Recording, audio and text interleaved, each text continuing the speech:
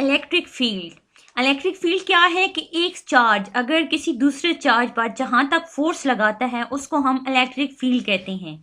इसकी डेफिनेशन है the space और region around the charge in which it exerts electric force on other charges is called electric field. कि वो space और reason जिसमें जो एक चार्ज के गिर्द होता है और जहां तक वो किसी दूसरे चार्ज पर इलेक्ट्रिक फोर्स लगाता है उसको हम इलेक्ट्रिक फील्ड कहते हैं। इलेक्ट्रिक फील्ड कैसे होती है कि देखिए, अगर ये एक चार्ज है जो है Q, अगर हम इसे कहें कि ये एक प्लस चार्ज है और Q नॉट जो है वो एक नेगेटिव चार्ज है। ये एक चार्ज है, इसने एक अपने गिर्द इसकी एक इलेक्ट्रिक फील्ड है। ये इलेक्ट्रिक फील्ड है और इसके साथ जो चार्ज, अगर हम ये एक टेस्ट चार्ज लेके आए हैं जो Q नॉट नेगेटिव चार्ज है, इसको एक पॉइंट पर रखा है। जितनी ये इलेक्ट्रिक फोर्स इस पर एक्सर्ट कर सकता है, जहां तक एक्सर्ट कर सकता है, उसको हम इलेक्ट्रिक फील्ड कहते हैं। तो इलेक्ट्रिक फील्ड का मतलब ये है कि एक चार्ज जहां तक किसी दूसरे चार्ज पर इलेक्ट्रिक फोर्स लगा सकता है, उस रीजन को या उस स्पेस को हम इलेक्ट्रिक फील्ड कहते हैं।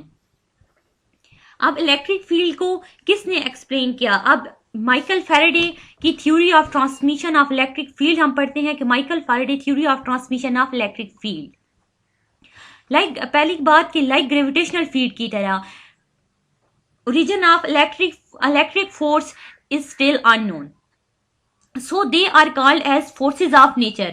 But while the transmission of electric force is described by Michael Faraday by using the concept of electric field, electric field के कॉन्सेप्ट को यूज करते हुए माइकल फैराडे ने ट्रांसमिशन ऑफ इलेक्ट्रिक फोर्स को describe किया।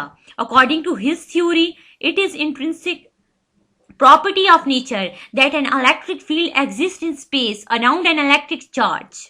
This electric field exerts a force on a test charge placed in that region. इस theory के मुताबिक ये एक चार्ज के गिर्द, एक इलेक्ट्रिक चार्ज के गिर्द एक इलेक्ट्रिक फील्ड एग्जिस्ट करती है।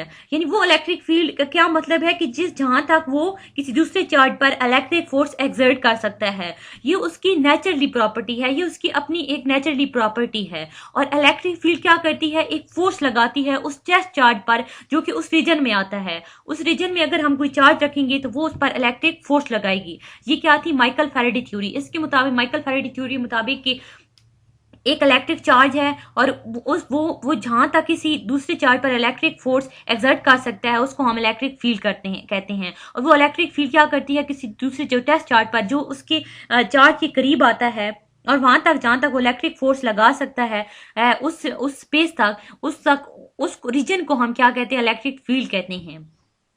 अब इलेक्ट्रिक फील्ड स्ट्रेंथ क्या होती है? इलेक्ट्रिक फील्ड स्ट्रेंथ और electric field intensity at any point is defined as the force experienced by a test charge placed at that point. Electric field strength या electric field intensity का मतलब ये है कि अगर हम किसी पॉइंट पर एक चार्ज को ले आते हैं, फर्ज करिए हमारे पास एक चार्ज है, ये देखें Q पॉजिटिव हमारे पास एक चार्ज है, उसने अपने गिर्द एक इलेक्ट्रिक फील्ड लगाई हुई है। क्या इलेक्ट्रिक फील्ड का क्या मतलब है? कि वो जगह जहां तक वो किसी दूसरे चार्ज पर इलेक्ट्रिक फोर्स लगा सकता है। ठीक है, अब हम एक दूसरे चार्ज Q नॉट को, जो हम एक टेस्ट चार्ज यूज कर रहे हैं, टेस्ट चार्ज क्या है कि ये बहुत स्मॉल होता है, ये उसकी इलेक्ट्रिक फील्ड को डिस्टर्ब नहीं कर सकता। हम एक टेस्ट चार्ज लेते हैं, फर्ज करें ये नेगेटिव चार्ज है और Q हमारे पास जो एक चार्ज रखा हुआ है पॉजिटिव है, हम test charge Q naught negative दिया है, ये एक पॉइंट पर रखा है। अब ये जितनी फोर्स इस Q नॉट पे लगाएगा उस फोर्स को हम क्या कहेंगे? इलेक्ट्रिक फील्ड स्ट्रेंथ कहेंगे। इलेक्ट्रिक फील्ड स्ट्रेंथ की मैथमेटिकल फॉर्म होती है E is equal to F over Q naught. F क्या है? इलेक्ट्रिक फोर्स है और Q नॉट हमारे पास क्या है? Q नॉट हमारे पास वो टेस्ट चार्ज है जो कि एक पॉइंट पर रखा गया है जहां पर वो इलेक्ट्रिक फोर्स दूसरा चार्ज उस पर एक्सर्ट कर रहा है। ये एक टेस्ट चार्ज है, Q नॉट टेस्ट चार्ज है और F इलेक्ट्रिक फोर्स है। अब हम अगर एक पॉइंट चार्ज की वजह से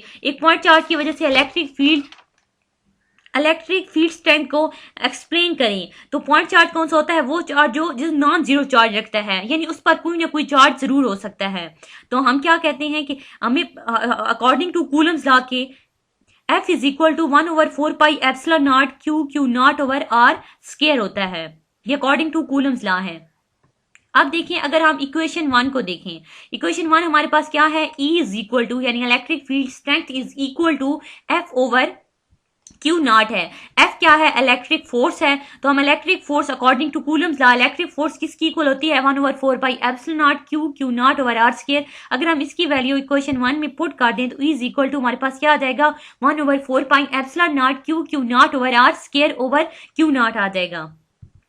अब देखिए, ये क्यू नॉट और ये क्यू नॉट कैंसिल हो सकते हैं।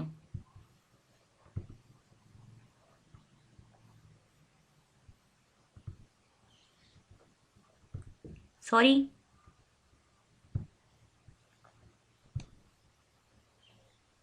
ये क्यू,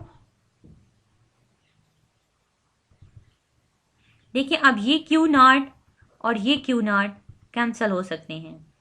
ये क्यू नॉट कैंसिल हो गए और हमारे पास इलेक्ट्रिक फील्ड स्ट्रेंथ एट एक पॉइंट चार्ज की वजह से हमारे पास क्या आएगी, E is equal to 1/4 pi epsilon naught Q over are square. अब ये आर क्या है, ये जो आ रहा है ये यूनिट वेक्टर है, ये इसकी डायरेक्शन को शो कर रहा है। क्यों, क्योंकि इलेक्ट्रिक फील्ड स्ट्रेंथ भी एक वेक्टर क्वांटिटी है और ये इलेक्ट्रिक फील्ड स्ट्रेंथ की डायरेक्शन सेम जो है वो इलेक्ट्रिक फोर्स की तरह होती है। इसकी यूनिट्स अगर हम देखें तो हमारे पास इसके जो यूनिट्स आते हैं, अब देखें हमारे पास क्या होती है, E is equal to F over Q naught होती है। F का यूनिट यानी इलेक्ट्रिक फोर्स का यूनिट हमारे पास क्या होता है, न्यूटन होता है। अगर हम इसके यूनिट्स को निकालें तो हमारे पास क्या आ जाएगा, F का जो यूनिट होता है वो न्यूटन होता है, जिसको हम N से शो करते हैं। और ओवर यानी क्यू नॉट हमारे पास क्या है, एक पॉइंट चार्ज है और इसका यूनिट क्या होता है, कूलम। तो हम कह सकते हैं इसकी यूनिट हमारे पास क्या आ जाएगा, न्यूटन पर कूलम यूनिट है। इलेक्ट्रिक फील्ड स्ट्रेंथ का यूनिट न्यूटन पर कूलम है और ये क्या है, एक वेक्टर क्वांटिटी है, इसकी डायरेक्शन सेम इलेक्ट्रिक फोर्स की तरह होती है। अब हम अगले लेक्चर में इलेक्ट्रिक फील्ड लाइंस को एक्सप्लेन करेंगे।